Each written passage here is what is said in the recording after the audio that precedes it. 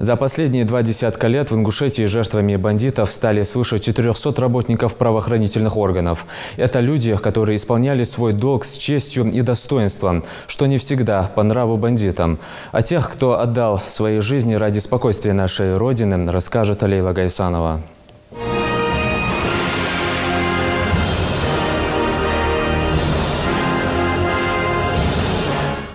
Сотруднику ДПС Исрапилу Богатыреву было всего 29. Жизнелюбивый, заботливый и добрый человек. Погиб в результате нападения на пост в Яндере 5 ноября. Без отца остались 3 детей, младшему сыну всего 2 года. Из-за полученных ранений на посту Исрапил скончался на месте. Родные до сих пор не могут поверить в случившееся. Жизнь родного человека оборвалась слишком внезапно.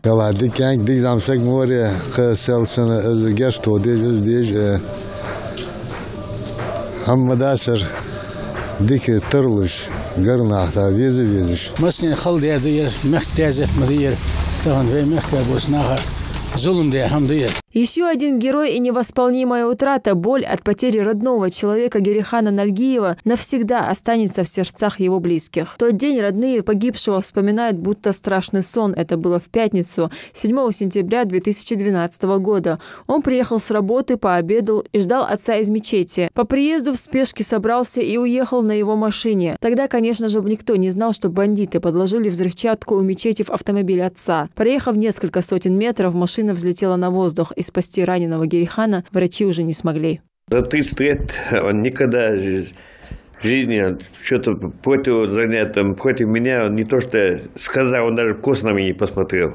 До того у него уважение к родителям было, ко мне, к матери, и к дядькам, всем. Ну, уважение у него большое очень было. Настоящий человек узнаешь только после смерти. Он начинает осознавать, узнать, что за человек он был. И вот с каждым днем я все больше и больше убеждаюсь. Идеально он, хотя мне не прыщет, но идеальный пацан был. На Герихана покушались и раньше. Участковый, который выполнял свою работу по букве закона, имел множество грамот и наград, но мешал нелюдям в осуществлении коварных планов. Даже после первого нападения он не захотел уходить с работы, несмотря на уговоры отца и матери. Герихан Нальгиев не отступил перед опасностью и пожертвовал собой ради спасения других. У него остались жена и 3 сыновей. Если хоть один из них наполовину будет похож на него, я, наверное, буду счастливой матерью.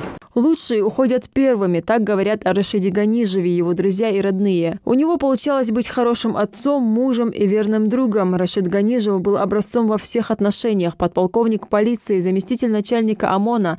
2 апреля 2013 года при проведении разведывательно-поисковых мероприятий в лесном массиве подорвался на мине. Профессионал высокого класса. Мы имели честь с ним работать. Так о нем говорят друзья. Рашид был надежным, честным, порядочным, грамотным человеком. Рашид очень любил свой отряд и дорожил каждым своим сотрудником. Потерю каждого бойца он переносил очень болезненно. Похоронил 29 своих друзей и 30-м оказался сам. Он имел множество наград, но скромно прятал их подальше от людских глаз. Родные не в силах передать всю боль утраты. Забыть такого человека, как их брат и муж, невозможно. Он считал своим долгом посещать семьи вот этих погибших сотрудников. Очень часто их посещал, особенно в праздничные дни. Он мог не приехать к нам, к сестрам, но их посещал обязательно. Был хорошим отцом, любящим, хорошим братом, хорошим мужем. За 10 лет не было таких, можно сказать, даже вообще ссор, можно сказать, даже не было. Я видела, как люди ругаются в некоторых семьях.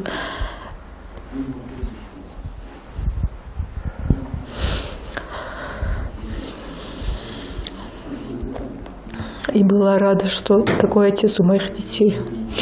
Потому что это очень большой пример для подрастающего моего поколения. Это память и неугасающая боль о тех, кто выполнил свой служебный долг ценой собственной жизни.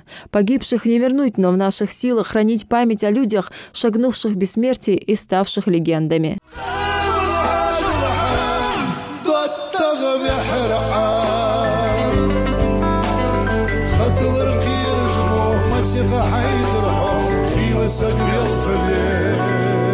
Лейла Гайсанова, Светлана Томова. Новости 24.